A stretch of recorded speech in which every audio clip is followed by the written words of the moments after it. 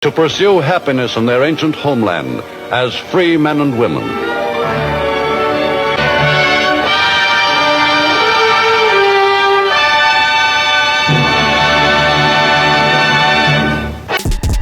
Israel is not asking the world for fantasy. Israel is asking to be understood in truth. This is not a game. This has happened before. Passover, Jerusalem. Fact or fiction? Tack.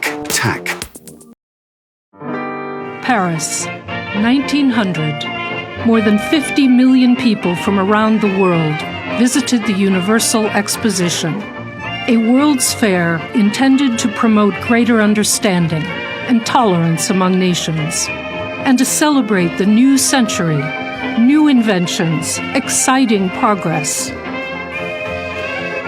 The 20th century began much like our own, with hope that education, science, and technology could create a better, more peaceful world. What followed soon after were two devastating wars.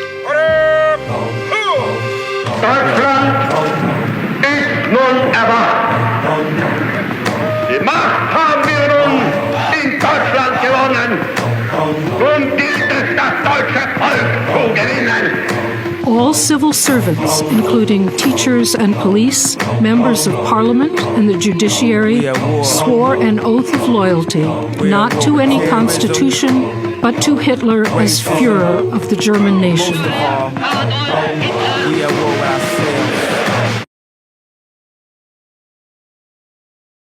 Well, first I would say that I think there are only two nations on this planet that can claim they have a biblical relationship with one another. One is Israel, one is Iran. You've been sold a story. Simple, clean, easy to share, but it's not true. This didn't begin in 1948, and it doesn't end on social media. While you post, rockets are aimed at civilians. While you protest, terror is funded, trained, and repeated. You call it resistance, but ask yourself, why does it always target the innocent? This isn't politics. This is truth versus the story you were given. You may conquer the land. You may slaughter the people. That is not the end. We will rise again. The day Rome falls, there will be a shout of freedom such as the world has never heard before.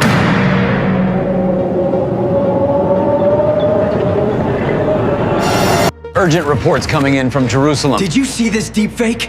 It's spreading fast. Officials confirm the ceasefire is holding, but others dispute this. And I quote, a fervent admirer of Jesus Christ, Durant, stated that morality by itself is not enough to ensure survival.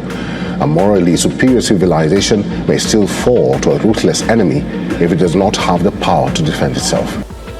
If I forget thee, O Jerusalem, may my right hand forget its cunning. If I do not remember thee, let my tongue cleave to the roof of my mouth. If I prefer not Jerusalem to my chief joy. For Zion's sake I will not hold my peace, and for Jerusalem's sake I will not rest until the righteousness thereof go forth as brightness, and the salvation thereof as a lamp that burneth. And maybe that's what this is really about. Not just history, not just headlines, but memory. Because this story, it didn't start with me. My family traces back to a descendant from the house of David. In 1741, he came to this land, not for comfort, not for power, but because something in him knew this place mattered. Through storms, through exile, through generations, that thread never broke.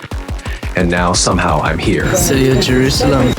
Not as a historian, not as a politician, just trying to understand what this story really is. Because if this land still carries memory, then maybe this isn't just happening again, maybe it was never finished. This is one of the latest boards to give away. Super sick. All right, got our boys on patrol. Israeli Prime Minister Benjamin Netanyahu, in his recent televised address, said he's alive where he put arrest to the death rumors in his second address since the Iran war began.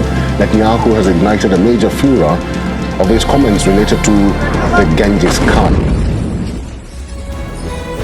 Netanyahu referenced Jesus Christ and the Genghis Khan while speaking on the ongoing Iran war. The remarks came during his first English language press conference since the war began. The data coming out of the Middle East quadrant is fascinating. Yes. Especially when you consider the historical volatility right here in the projection.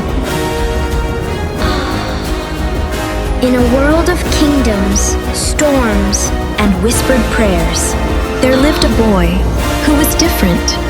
He was called an Iliwai, a prodigy.